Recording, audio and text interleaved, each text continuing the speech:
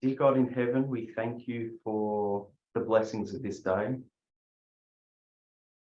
God, we find ourselves in the middle of a culture war, and there's information at our fingertips everywhere, whether it's conversations with people we meet, the devices we hold in our hands. We are bombarded with information. Help us to navigate this time. Help us to understand the arguments, the information that can either help or hinder and hurt people. Help us to be on the leading edge of that. Help us to keep the prophetic message at the forefront of our minds. So bless us now as we look at information and the effect it has on us and everyone in this planet. Please guide us with your Holy Spirit. We pray in Jesus' name. Amen.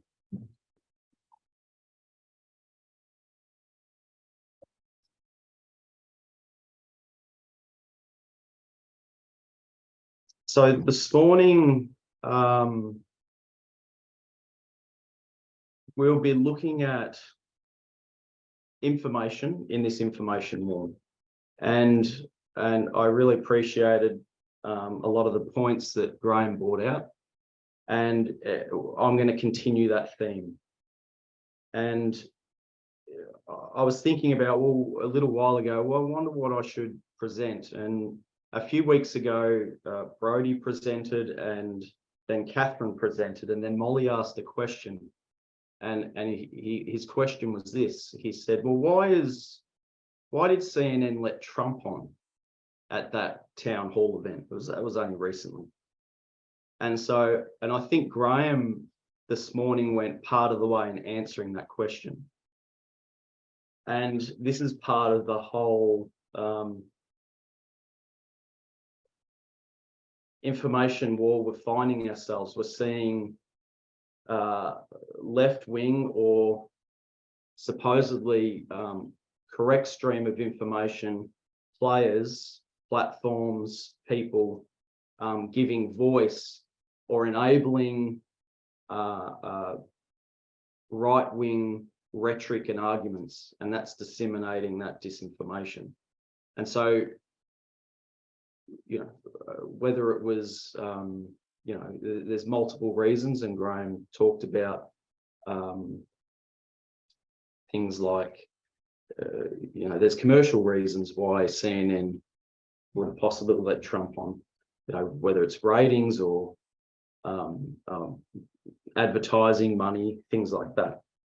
But there's also another word that I liked what Graham brought out, and I hadn't heard this word, and the justification that some of these larger platforms, the top 10 that Graham talked about, some of the justification of allowing some of this rhetoric, this right-wing hate speech, or this disinformation, the reason allowing that to be put on is for open discussion. Now, I sort of like that word because normally it's called free speech, but I liked that. That's more of a subtle way of saying free speech or open discussion, as though if you don't allow it, therefore you're being closed.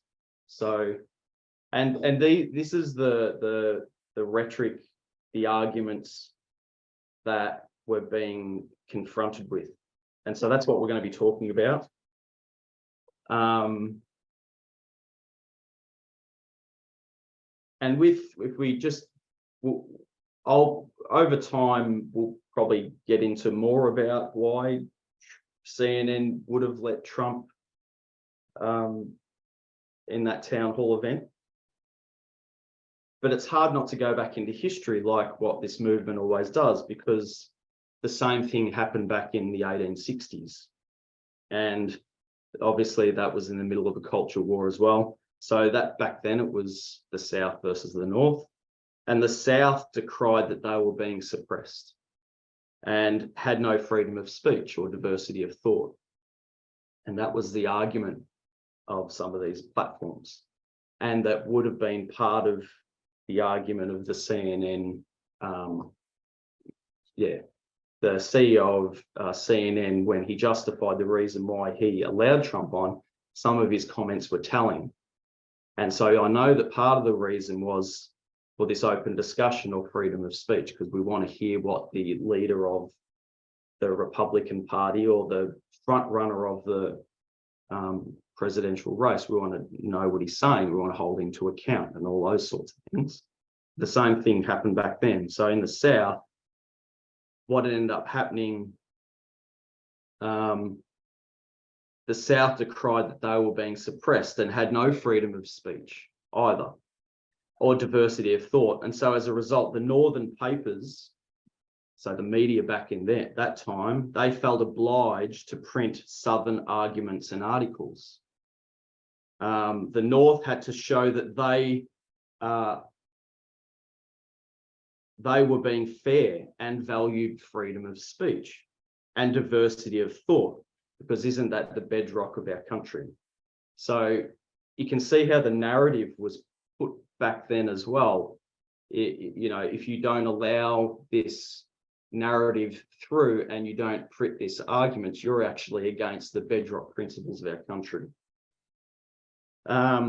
So they didn't want to be seen. So the Northern papers or the Northern good stream, they didn't want to be seen as destroying true American values or setting them aside. So they fell into a rhetoric that was placed in the public consciousness by the South. And it caused many in the North to start bending their cause and inadvertently, without realizing, spreading Southern conservative talking points and ideas. So that's what ended up happening. So, and that's exactly what's happening now, whether it's through these larger platforms that Graham was talking about, CNN. We're seeing right-wing talking points being spread. And we're about to go into some of this article here that was put in the media broadcast and some time ago. It's called The Reasonable Rebels. And in here, it explains that what ends up happening, many in the North or many on the left in this information, this culture war, many become hapless hosts, spreading the disease instead of fighting the narrative head on. And so that's the trap that left can end up finding themselves. And in the justification of holding on to good and true values, they end up inadvertently spreading the disease of misinformation. And so we don't want to get caught up in that. So, all right. So what we'll do to begin, we're going to read a quote.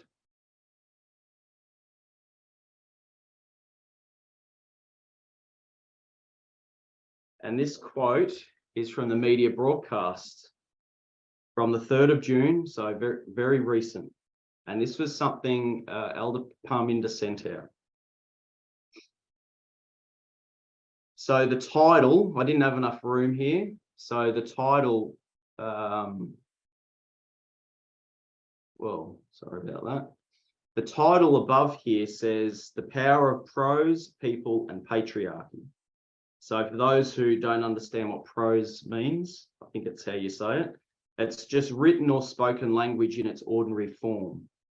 And if you sort of break that word from the Latin, from where it comes from, it just basically means straightforward discourse in conversation. Is that the same word as pros and cons? Or is that a different word? I don't know. It might be. Pros and cons. I didn't think about that. Or pros is positive, cons is negative. So no, this is more. Okay. This is basically ordinary spoken or written language. That's what this means. So we'll read this. Is that big enough for everyone to see? Go a bit bigger. Okay. Millennials are not an exception. They've moved to the right. Okay, and then it says this shift towards the right among the young voters who propelled Mr. Obama to victory 15 years ago is part of a larger pattern. Over the last decade, almost every cohort of voters under 50 has shifted towards the right. Based on an analysis of thousands of survey interviews archived at the Rope Center, the New York Times Nate Gowan reports. Okay, so that's the article that Elder Parminder is referencing. And then Elder Parminder says this. All the world wondered after the beast, and they worshipped the beast, saying, who was able to resist him? And any who attempted to resist, whether important or unimportant, rich or poor, free or unfree, were forcibly marked to ensure compliance with the will of the beast in both thought and action. These special prophecies are in process of fulfillment.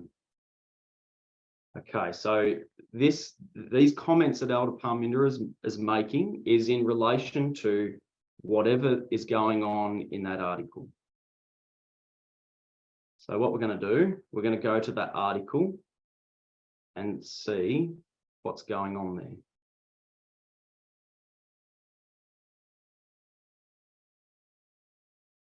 Share screen.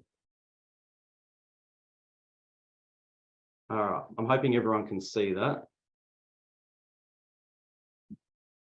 So this is the article that it's from. It says, millennials are not an exception, they've moved to the right. That's very clear. And it says, over the last decade, almost every cohort of voters under 50 has shifted rightward. Quite clear. That's just basically the introductory thought. And the rest just explains, it goes into more detail on what that looks like. And we'll just read this little bit. We're not going to spend much time here. 15 years ago, a new generation of young voters propelled, well, that's what it said before, Barack Obama to a decisive victory that augured a new era of Democratic dominance. 15 years later, those once young voters aren't so young and aren't quite so democratic. Now we're going to look at this graph. And we're just going to look at this graph, have a look at it, see what it's telling us. So this graph, the title is Republican Voting Share in Presidential Elections by Age. So what's happening here? So this is basically saying this is 30%, 40% of the voting share in comparison to, say, Democratic and Independent. So this is the Republican share of the voters. And over here, you've got 1999 and 94. That's when these voters were born. So you've got a block of voters there that at that age were born then. And then you've got this group and then this group by age. And what it's saying here, you've got this little red arrow, beside each, I guess, voting group by age. And it says you got 2012 and 2020. So this was in 2012, the share of Republican voters was about, say, 33%. But that same group that were born here, well, all right, by the time you get to 2020, that voting share from that same group had increased from 33%. Now we're sitting at about 36.5%. So you can see what's happening here. It doesn't matter what group you're talking about, whether it's this group, this group, this group, this group, or this group, they have all moved right.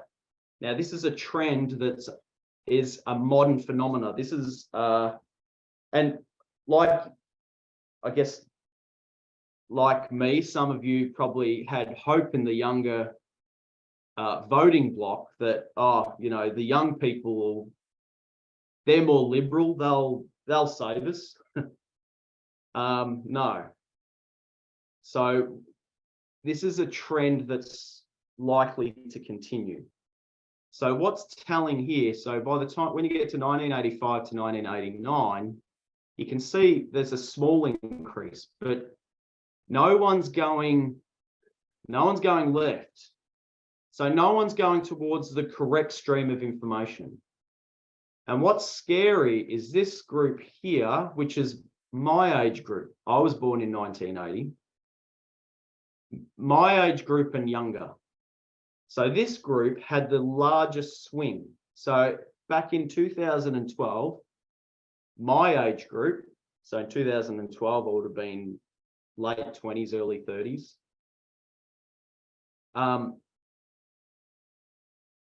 There was just under 40% were Republican voters.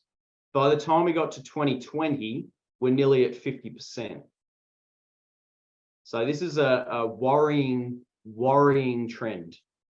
And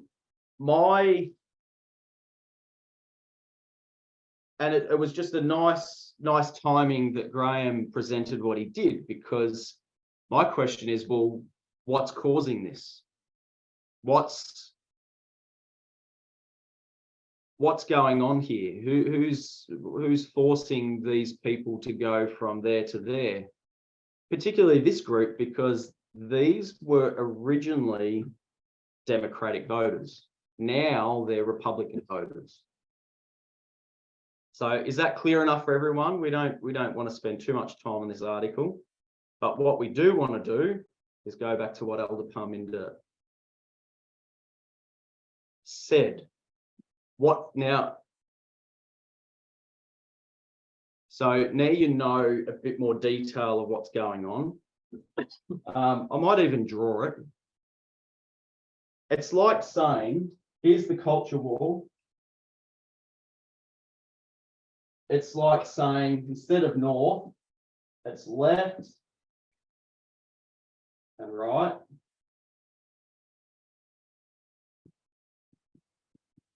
And if you could allow me to be simple at this moment, and Graham's gone through this, good stream, bad stream. I know there's issues over here, but if at the moment, let's just keep it simple and say good stream, bad stream. So what's happening in 2012,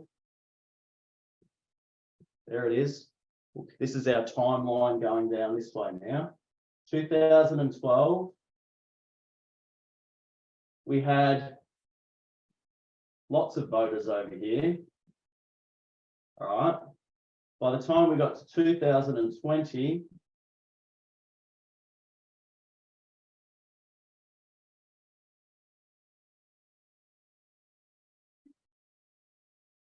a market share of voters has been converted and gone from there to there.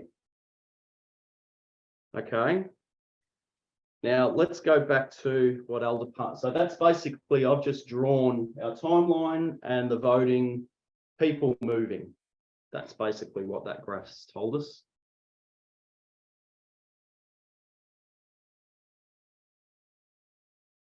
Now, this is what Elder Parminder has said. All the world wondered after the beast, and they worshipped the beast, saying, who was able to resist him? So, and let's just go to the end. These special prophecies are in there. So whether you're rich or free, not free, these prophecies are in process of fulfillment. So where's the beast?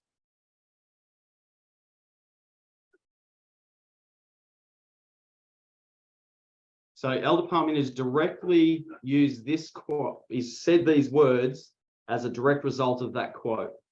So there's people wandering after the beast. So people are following the beast.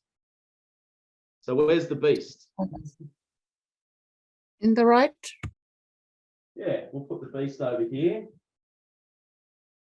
And if they're wandering after the beast, they're following the beast. Now, what's even more interesting is who is able to resist him, and any who attempted to resist. That's important language, attempted to resist. Who are the people resisting or attempting to resist? Where would they be? Are these people attempting to resist on this side? No, left. The people are attempting to resist. They're trying anyway. They're over here. So here's a group. They're on the left. They've attempted to resist. And now what's happened? They've wandered. We want to know why. Because if I could be simple, and I know it's a lot more complicated than this, but at 2024, which Graham talked about also, the trend is going to continue.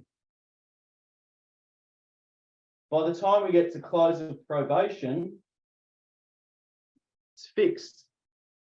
This group goes to the sea of glass. This group goes to the lake of fire. They're fixed in their stream of information. So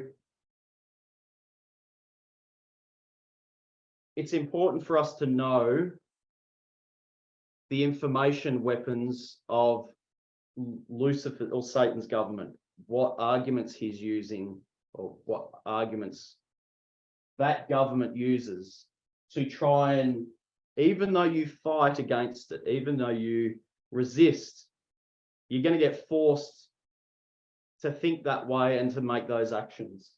You're going to get forced. So we need to understand what that force looks like. So,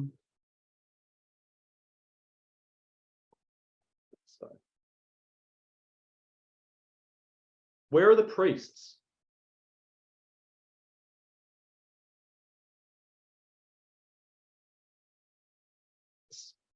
Put a stake in the ground. Where are the priests? All right.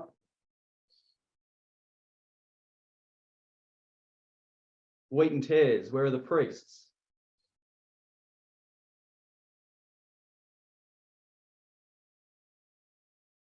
Where else are also the priests?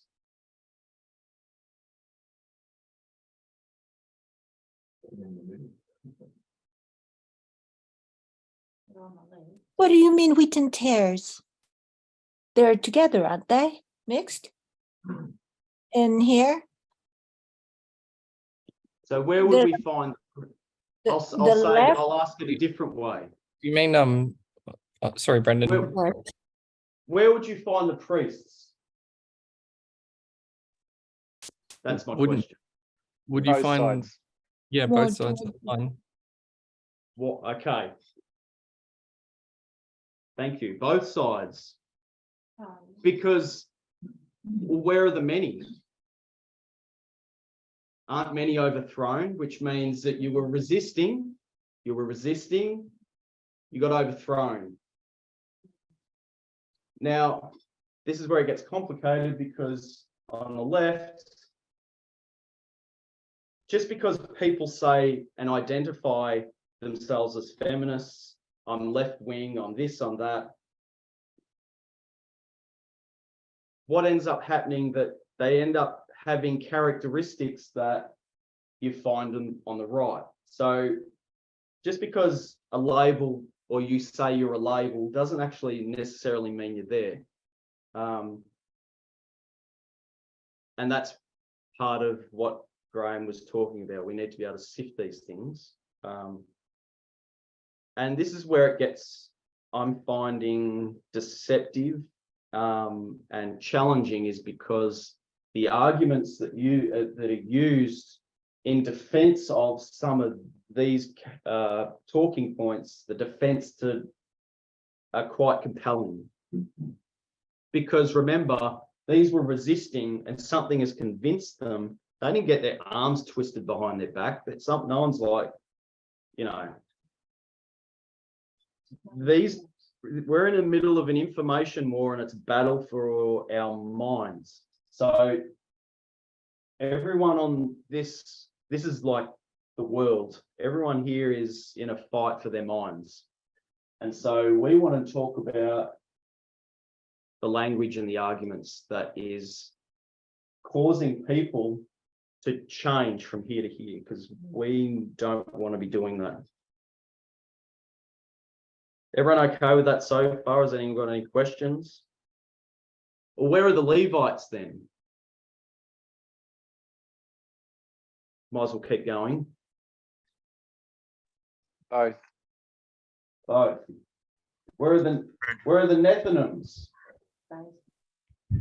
Both. Okay.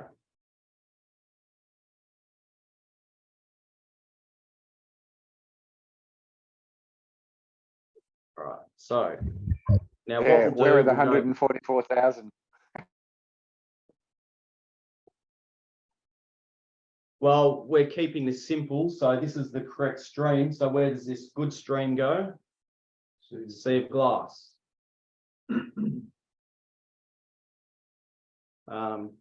Despite its challenges and problems all the way through, but what I'm finding that some of the Just like throwing the- in a some- spanner, that's all. That's okay. Well, from my point of view, it's a simple one because it's the correct stream, and that correct stream, prophetically, this message tells us goes to the Sea of Glass. In practice, it seems easy on a board like that, but in practice, we know it's very complicated. I think that's why we're still reviewing, we're still trying to understand these things. We don't want to be caught up in the rhetoric that pulls people over to this side. So, Brenden, excuse me. yes. I think I understand the diagram you had on the top, 3, 3, 3 going to right. You don't mean it exactly like that, right? You mean some.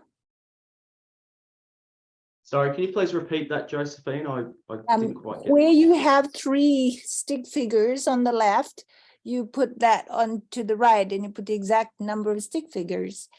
I think I understand what you mean. Not all the ones on the left went over to the right. That's like some. Oh, yeah. So I guess I was just doing a representation of the graph we just saw. So we saw that, okay, if I was to, out of all the, there's probably a crowd here of people. And of those crowd of Democratic voters, say 3 came across. Yeah, understood you. It's more of just a basic percentage. Yeah. Remember, depending on the age group, like my age group, nearly 10% of those voting block actually has moved. 10% is enormous amount. That's huge numbers. 10% moved from 2012 to 2020. It's a big swing.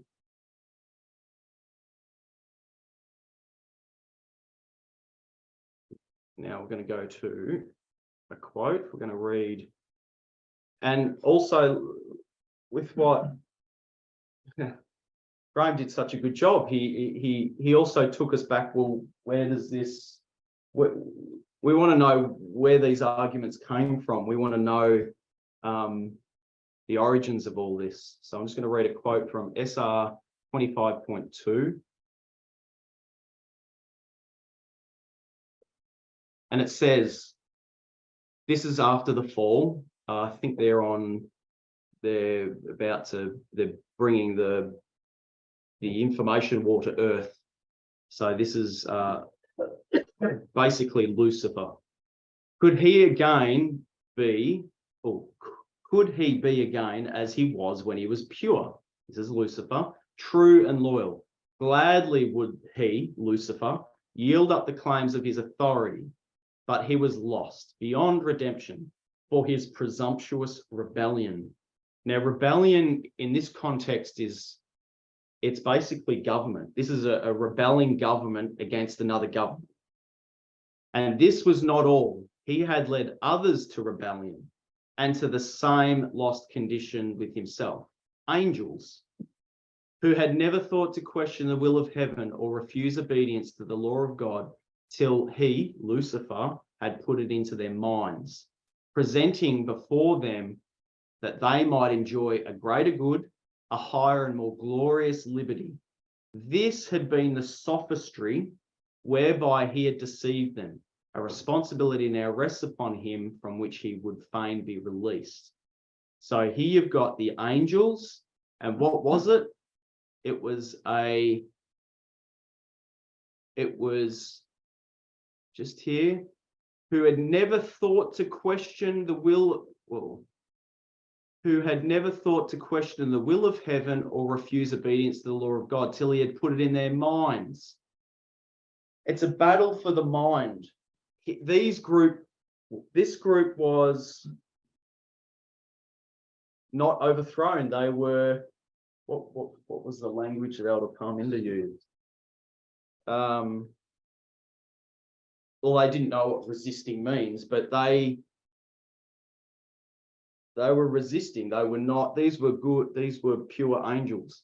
And so something got put in their minds, and what was put in their minds? That they might enjoy even a better life, a more enjoyable, prosperous existence, and a more glorious liberty. In other words, even more freedom than they currently have. And this was the sophistry whereby it deceived them. So we've got a glimpse now of how Satan used sophistry, the language and the arguments that Lucifer used to deceive the original culture war. What was it? You're going to have a better life, way better life, and you're going to have more freedom.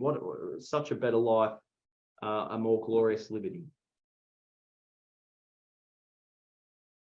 So I'll put sophistry up there. Sophistry is basically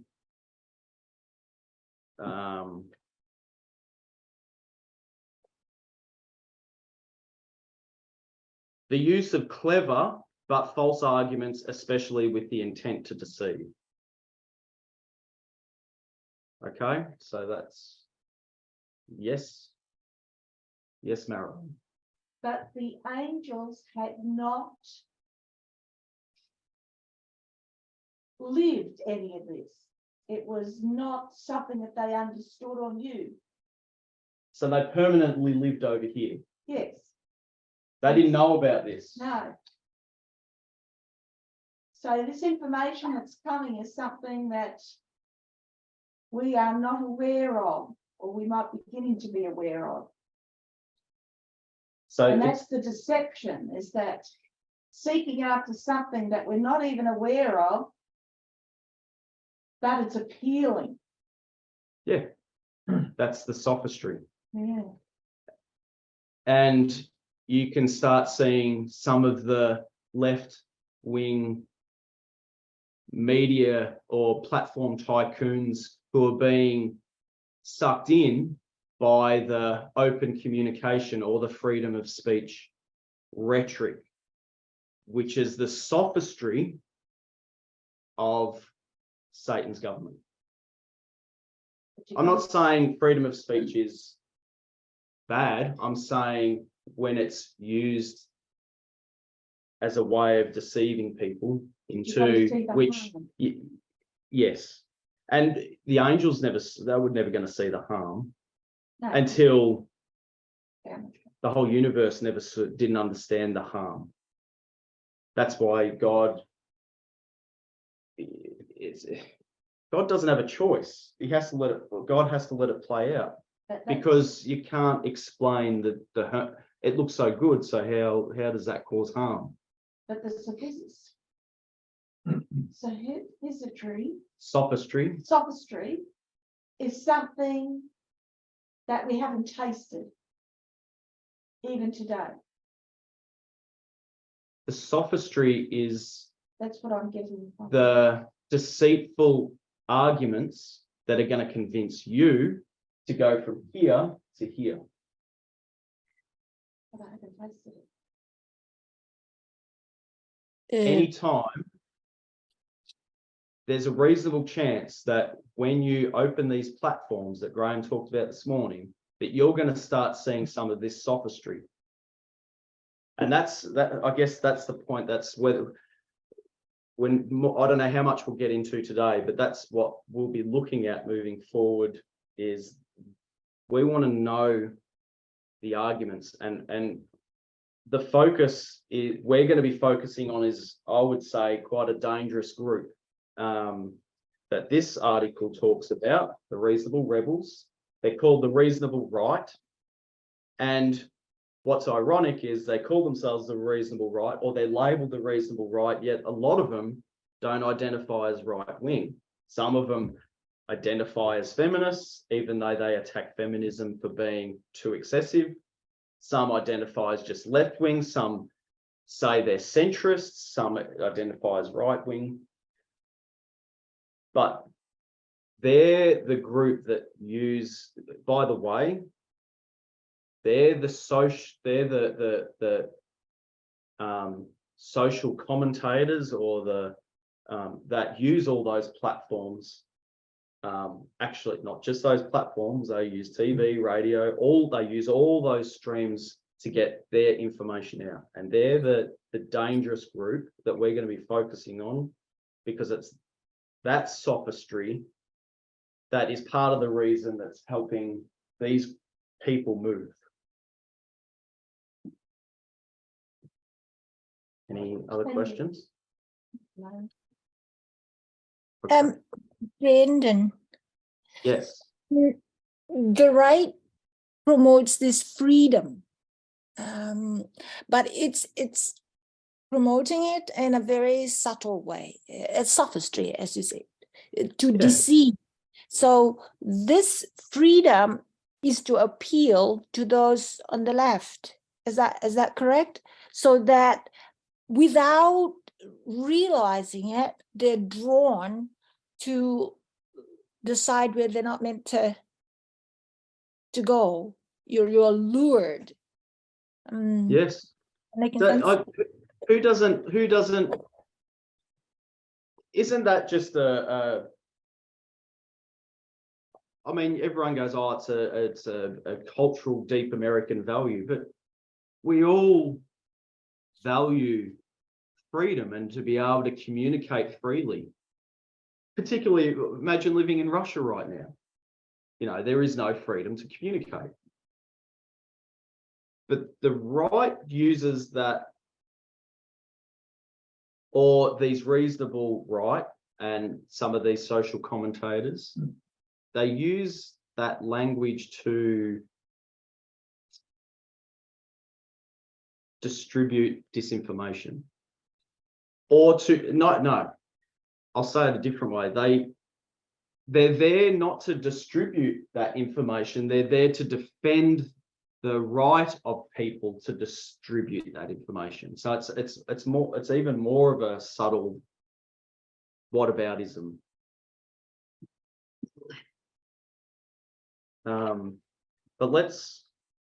But yeah, I agree, Josephine. All right, where was I up to? Before I go on, I just want to remind us to remember that the right is made up of 3 different groups. We learnt this in Vespers. Group 1, Group 2, Group 3. Group 1, remember, they're the group that are okay with equality, but freedom is more important, which is obviously the characteristic of the right wing. And if, you know, but society has to change on its own. You can't have government coming in here making those changes for you. So in other words, they're still small government. They're still prioritising freedom over equality. No government intervention to actually bring about equality. Society has to change on its own. Group 2, they will say inequality doesn't exist. And Aldatesh used the example of, well, there is no wage gap. It's just created by a feminist to attack men. It's a left-wing talking point. Inequality doesn't exist. It's nonsense. Women get paid the same as men. They don't believe in inequality. They say everything's fine. Group 3 will say, of course there's a wage gap. Of course there's inequality, because there should be, and there should be. They acknowledge that inequality exists, and they say, yes, and it should be. Whether it's race or gender, they think there should be race inequality with gender and race. So now, why I reminded us of that is because the dangerous group here, if we go back to this story of people going from here to here, group 2 and 3 are not going to convince anyone who is resisting. All these people are resisting the beast and its rhetoric and its fight for their mind. Group 2 and 3 are not going to convince any of these to go over to here with their racism and their sexism. They're openly misogynistic, openly racist rhetoric and arguments. They're not going to convince people who are resisting to go here and here. However, group 1, who don't like racism, who don't like sexism, who say they don't,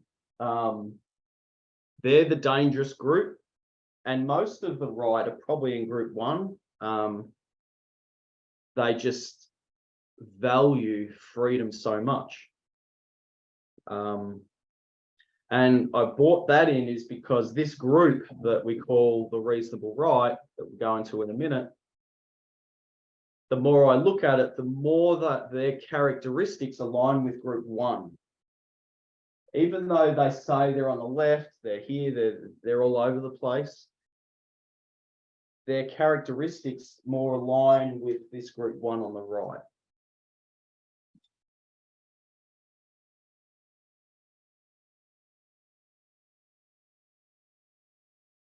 Okay. So group 1, the dangerous ones. Even though, I'll clarify this as well, most of those people are not out there to try and get people or convince people, or they just value that. But what I'm saying is there is a group who are actively fighting for these values in a deceptive way using this sophistry. I'm not saying everyone here is doing that, but what's sad is that just by the very act of being in that group, you're going to have an influence that's going to influence whether you realize it or not. So, but more our focus is focusing on the arguments that have A, deceived them in the first place, and B, convincing these people to go to here.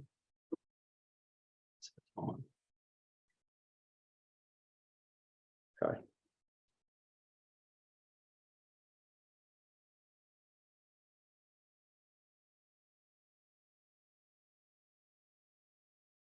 Here's the article we're going to refer to, The Reasonable Rebels. And it says here, conservatives say we've abandoned reason and civility. The Old South used the same language to defend slavery. So already you can see what she's doing. She's using methodology. This is Eve Fairbanks, that's her name. She's using methodology. She's looking at the conservatives of today, saying, oh, they're saying certain things. They're using certain talking points and arguments. And you know what? I've heard this before. And she goes back to a different time and a different culture war and says that's exactly the same language that they were using back then to defend ugly stuff.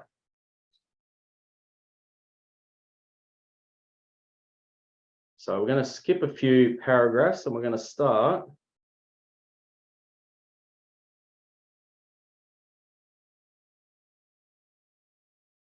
And before I start, this is a group, this group that we're going into, this present group, the reasonable right, they claim to be the holder of true American values. Okay, so they're like the poster people of democracy and true American values. So already I'm giving you sophistry.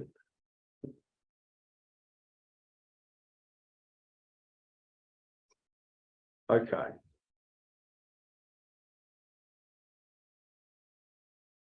All right, we'll start here. So here's Eve here. We're going to start here. Not all these figures identify as right wing. That's the reasonable right we're going to talk about. They typically dislike President Trump. Well, that's a tick for us. We agree? They don't like President Trump. Okay. But say they're being pushed rightward or driven to defend the rights of conservatives by intolerance and extremism on the left. The reasonable right includes people like Shapiro and radio commentator Dave Rubin, legal scholar Amy Wax and Jordan Peterson, the Canadian academic who warns about identity politics, the social psychologist Jonathan Haidt, the New York Times columnist Barry Weiss. So hang on, isn't New York Times a good stream? Okay.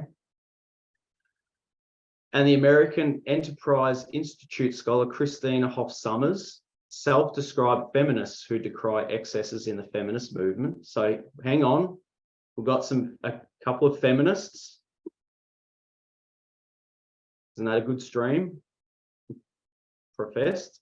The novelist Bret Easton Ellis and the podcaster Sam Harris. Sam Harris, we should be familiar with. So that should be alarm bells already. Who believe that important subjects have needlessly been excluded from political discussions.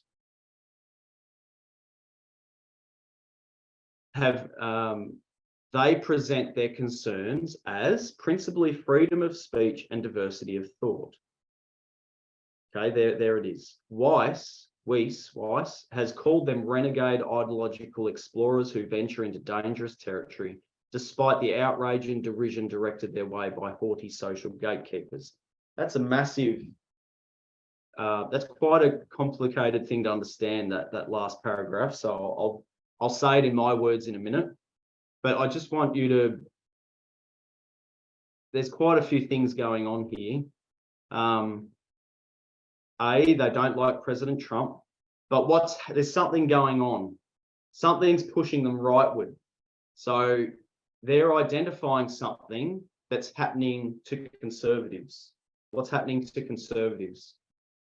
Intolerance and extremism on the left. So what's happening? If they're trying to fight for freedom of speech and diversity of thought, what's happening? It's saying the left is trying to keep them quiet. Trying to cancel them. They're cancelling them. So they're saying, so notice they're saying they're not on the right.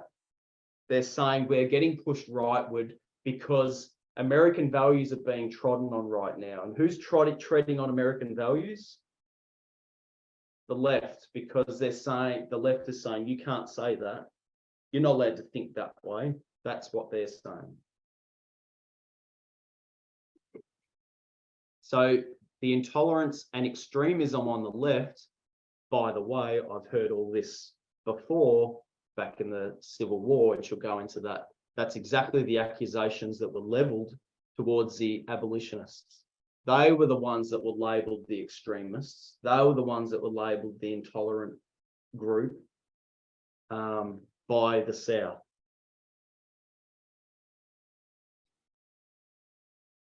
So here's this group who are saying we hold these American values, which are human values, yeah, to be critical, so important. And they're seeing them getting trodden on. And so now they're coming in to defend, in other words, move rightward to defend these important values. Now, let's break this last little bit down here. They present their, okay, I've read that. Weiss, so Barry Weiss, she's the New York Times columnist.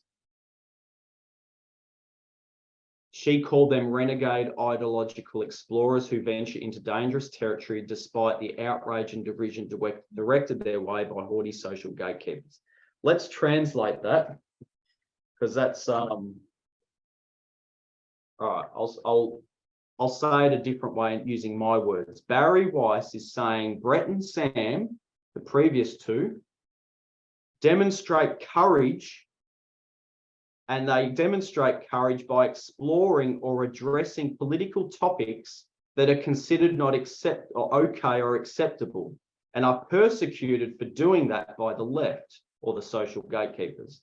And they are doing this and need to do this. Why? For freedom of speech and diversity of thought. So who are the courageous ones? Well, these two, they're getting attacked for standing up for these values. They're the victims. And we'll come back to that. John just made a good point, which I forgot to mention. Two main characteristics of the right: creates a group one, creates a safe place for group 2 and 3. So without group 1, you wouldn't get 2 and 3. And the other characteristic is the perpetrators see themselves as the victims. They don't even think they're perpetrators. They're the victims. Brenden, can I just I recall Peter Dutton's made very similar statements of late. The Liberal Party and the Coalition is the party that values independence of thought and difference of opinions. Yeah, that's a characteristic of. So it sounds like he's using sophistry, Ray. Sounds Yeah. like Lucifer. Sounds exactly like Lucifer. So this is, yeah, so you can see we've got to be aware of this stuff. We'll go back to our, thank you for your comments.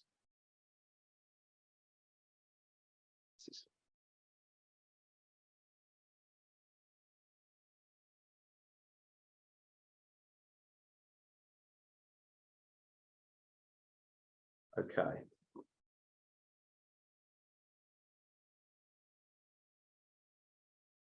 What I was going to do, we might do this next time in detail. I just wanted to do more of an intro today. I want to build a person that looks like the reasonable right, or someone who is going to use these arguments. And we'll do that next time. We'll draw a person up here and we'll draw all these characteristics, what they're saying, the values they hold, the things they say, the arguments they use. And so we'll build a complete picture of what one of these deceptive people look like, but we'll do that next time.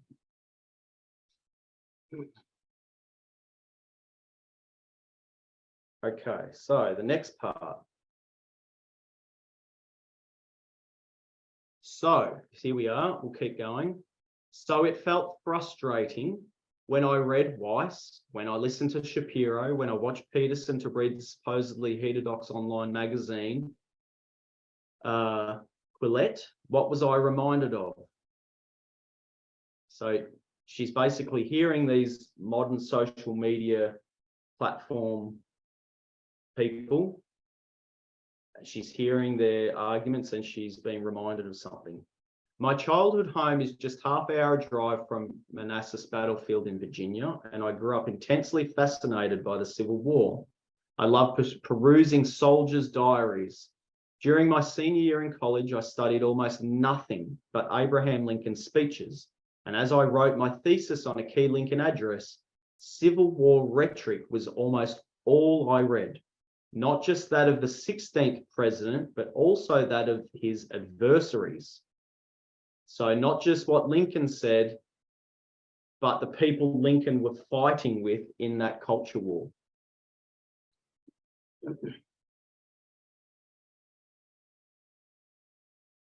Thinking back on those debates, I finally figured it out. The reasonable rights rhetoric is exactly the same as the antebellum rhetoric I'd read so much of.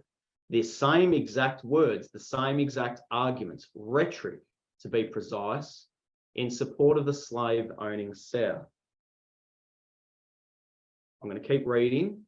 If that sounds absurd, Shapiro and his compatriots aren't defending slavery after all. We're in a totally different culture war now. It may be because many Americans are unfamiliar with the South's actual rhetoric. When I was a kid in public school, I learned the arguments of Senator John C. Calhoun, who called slavery a positive good, and Alexander Stephens, the Confederacy's vice president, who declared that the South's ideological cornerstone rested upon the great truth that the Negro is not equal to the white man. All right. So they're basically people in group 2 and 3. They're not going to convince anyone to move over.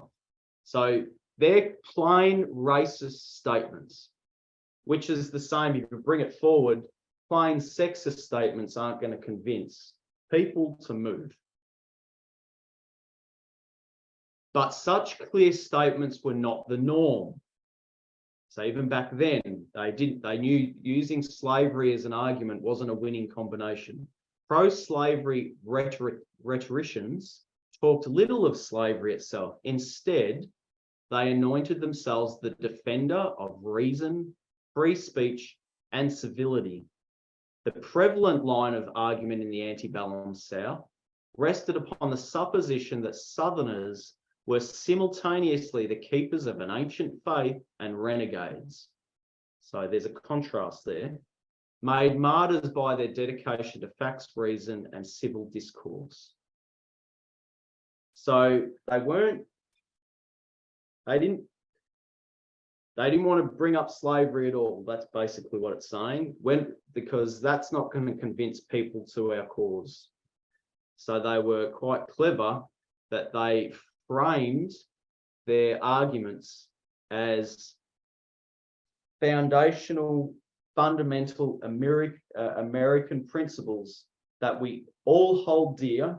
So I'm American right now, that has deep-seated emotion attached to it. Because remember, they just came out of the American War of Independence, and what did they need? They needed to get out of tyranny, out of the clutches. They needed freedom from England. So they've got these deep-seated values that it's deceptive. It's using emotion as well. So, Brenden, sorry to interrupt. Would Sure. this be like dog whistles, saying something that people respond like they know what you actually mean rather than explicitly saying slavery? I think some would, yeah. Some would identify it. But I think we've got to remember that what they're using is good. Freedom is good. Freedom of speech is good. So it's like they're using something that is so good for things that aren't good. And that's what makes it hard, because you sort of want to go, yes, I want to be a part of that. Of course, I agree with that.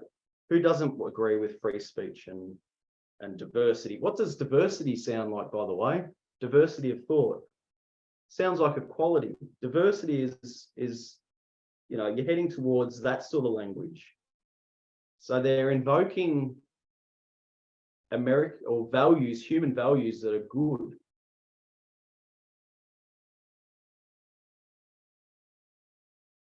That's what makes it hard.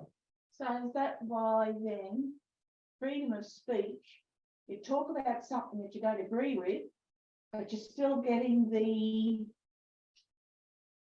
voice out there.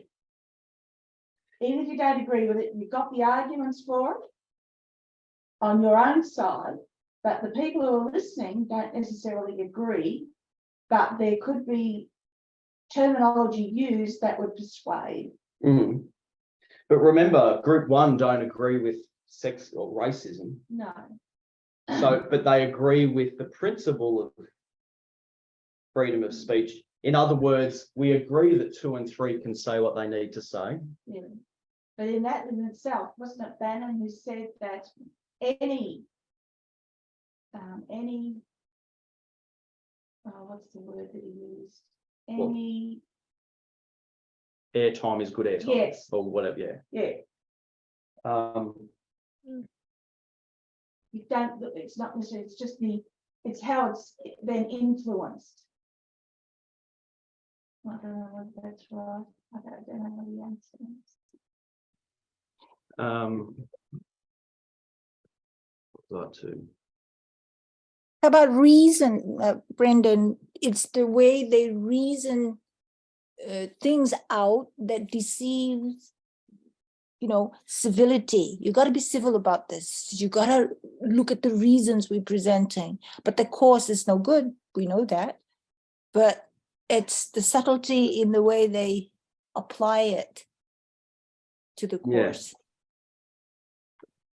Yeah, I'll say it a different way. So group one, or this reasonable rebels or reasonable right, group one, they're saying we're reasonable. Free speech is important. You can't just stop people from speaking because you don't agree with them. And we do it in a civil manner. We have civil discourse. In other words, you've been able to say what you want to say, and we've been, Did you say it? yeah. Now you've got to be respectful with what I say and my thoughts and what I think. Let's see who's going to disagree with that. You sort of put in a. Between the rock and the hard Can you place. see whoever controls the narrative?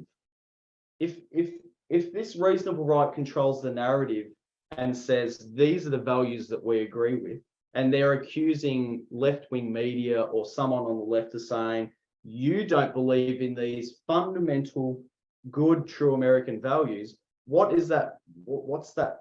That's the narrative. That's the narrative now. Not true, but that's the narrative. What is that?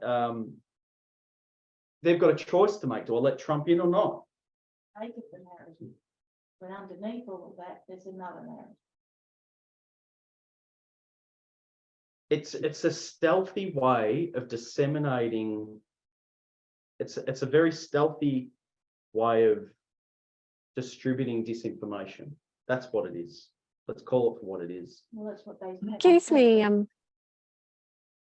sorry. Yes. Sorry, Marilyn, you go. Okay. Brenden, that you could apply that principle to a criminal, to a murderer who's facing the death row.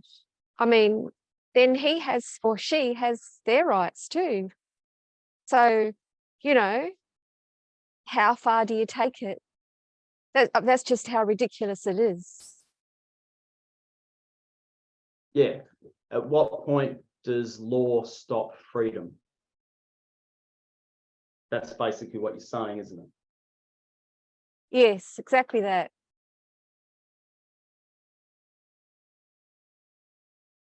So let's finish this paragraph. Thank you, Marie.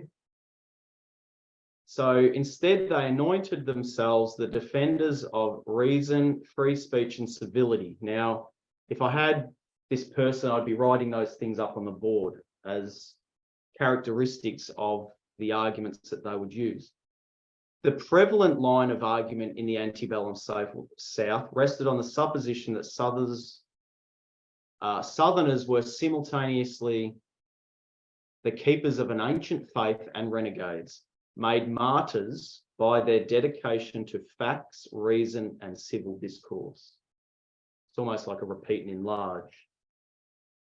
So, does anyone want to comment on made martyrs by their dedication to facts?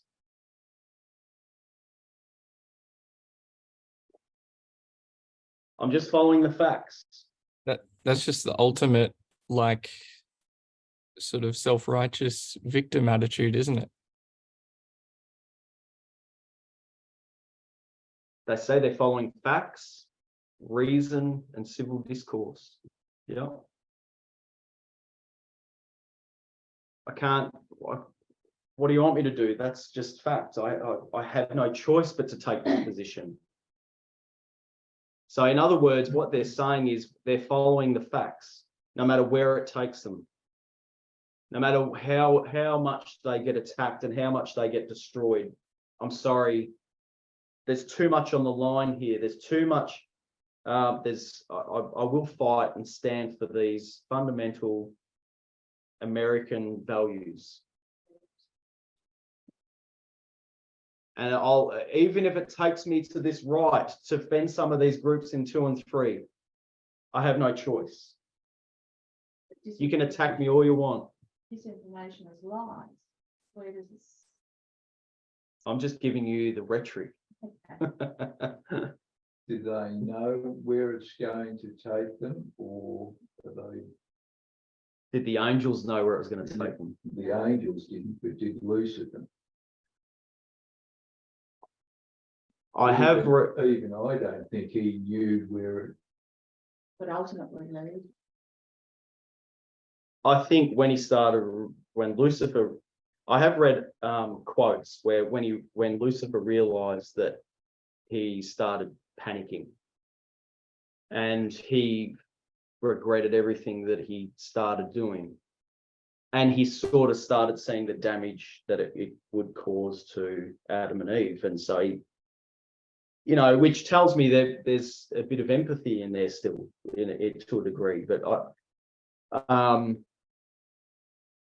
I think he made the decision at that moment we've got to go down this path to restore ourselves. So let's take Adam and Eve down so God finds a way to restore us all. That's the sentiment of that quote. So he decided to destroy them to preserve self, to try and get back into heaven. But that's another aside sort of thing, which we're not going to go into. I can't remember. That might be great controversy. Sorry. I think it's interesting. It's got they were keepers of an ancient faith, made martyrs by their dedication to facts. We know that they grounded a lot of their arguments for slavery in the scripture. So like which facts are we talking about? Are we talking about scientific or scriptural evidence? The reason suggests I guess scientific and philosophical developments from the Enlightenment period.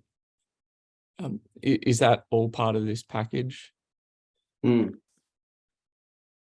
Yeah, and this article goes into some of the strange facts that they held back then, that particularly on the southern side, about it's quite clear and evident, and the facts suggest, and the science tells us that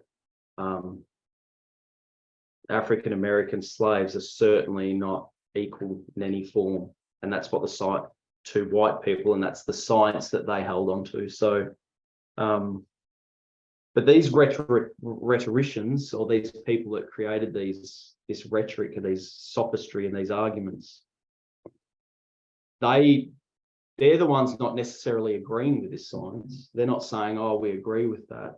They're saying, we will fight for your right to actually say it.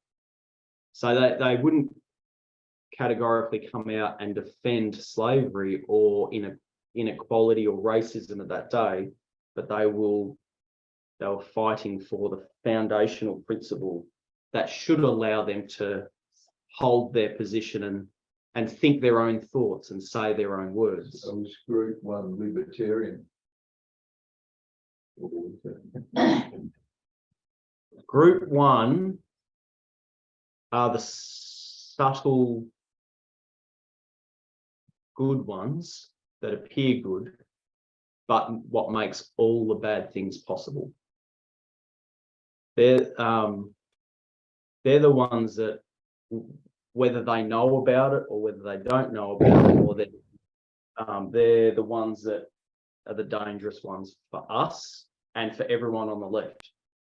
They're the ones that are fighting for the right to say you can say what you want. There's freedom. They don't necessarily agree with it, but they're fighting for that right for you to say. which is reasonable, which is a foundational principle of democracy. which is freedom of Isn't speech. that democracy? Yeah. I was just thinking, oh, Go ahead, please, Lynn, have a chance. okay.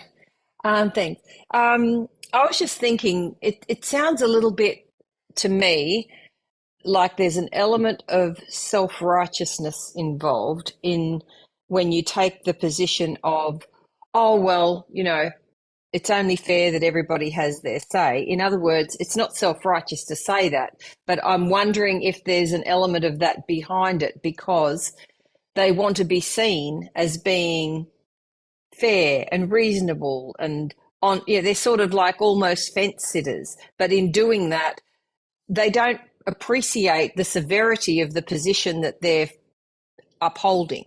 So, and Josephine mentioned it earlier, like, or was it Josephine or Marie? Sorry, I can't remember, about a prisoner. You know, you're not going to say, well, that prisoner has the right to, you know, say, well, his say about whatever, or he's not just allowed to do whatever he wants at the cost of anybody else. And Right. I don't think these people, and maybe that includes us to some degree, really fully appreciate the severity of the wrong view. We can easily see that it's wrong to murder someone, but we can't always see why it's wrong to allow freedom of speech when it's actually harming people. You know, it's not always obvious. And what's interesting about this group in particular is you'll see them. Thank you, Lynn, for that. I agree. You'll see this group move rightward to defend the right-wing causes, but you won't see them move leftward to defend leftward causes in exactly the same scenario. And that's telling.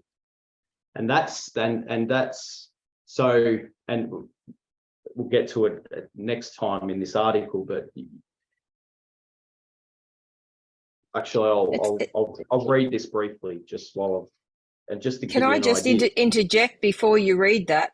What you just Yeah. said then just really brought to mind what is happening in regards to the justices, where you've got those who want to stick to originalist and those who are wanting to, you know, do the bring in something that's obviously more reasonable, but they're taking the fence-sitting approach where they've got to give an originalist argument, which it then gives credibility to that originalist argument. So what these people are doing, they don't want to be seen to be opposed because I think they think that they can win them over by being reasonable and recognising their way. But really all it does is give credibility to their way. So anyway, it just reminded me of that. Yeah, thank you for that. I'll just read this little bit here and then I'll finish off with just to nail home some of the things we talked about. I just want to finish it here. It might sound strange that America's pro-slavery faction styled itself the guardian of freedom and minority rights. That's exactly what they did. That was the narrative that they put forward. So that's the narrative, that's the sophistry whereby they used to defend their position. And just in relation to why this group, you know, they're being pushed to defend the, you know, rightward, but you don't really see them go leftward. And here's an example in 1858. And this was during a debate that Lincoln was having with Senator Douglas. In their 1858 debates, Lincoln pressed Douglas to clarify what kind of America he really wanted, one that had slaves or one that didn't. Douglas claimed only to stand against mob rule. Of course, who's not going to stand against mob rule, all right? But why? So this is the point. This is where Lincoln nailed him. But why, Lincoln asked, was he choosing to die on the South's hill? So why move rightward to defend that? All right. why would applying his principle, the mandate to protect the South from interference, so Douglas is trying to protect the South from the interference, all right, by extremist hordes, which is the abolitionists.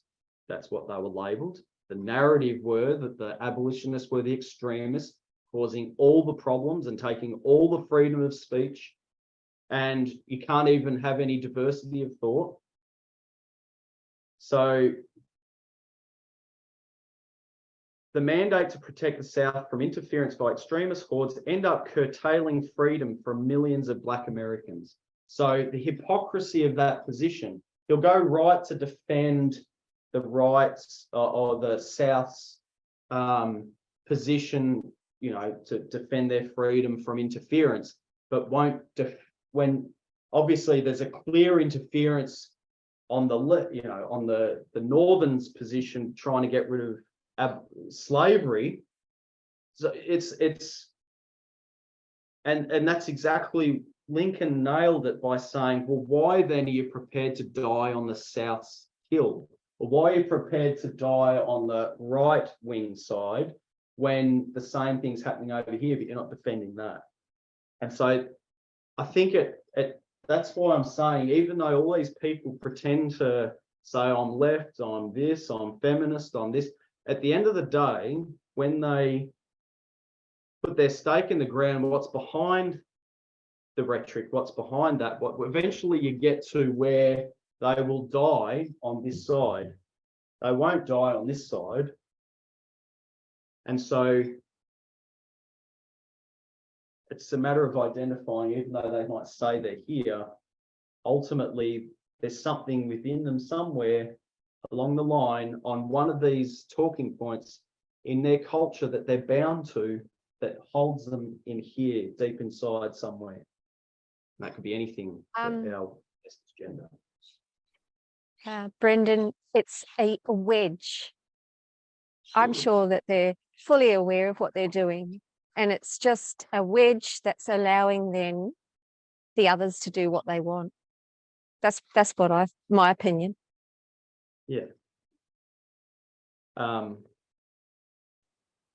Yes, thank you. So let's close with prayer, and if someone's got any questions or comments, we'll do that then. So if you could join me in a prayer.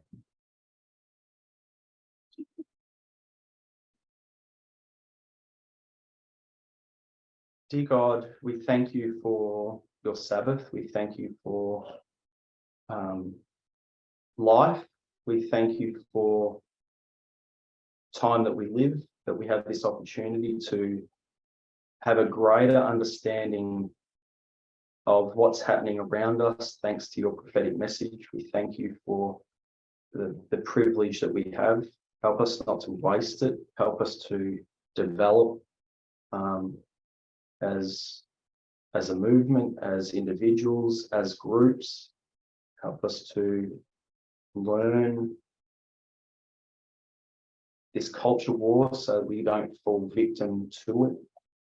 We thank you for all your blessings and be with us as we go our separate ways, and we're just grateful for this little family that we have. We pray in Jesus' name. Amen.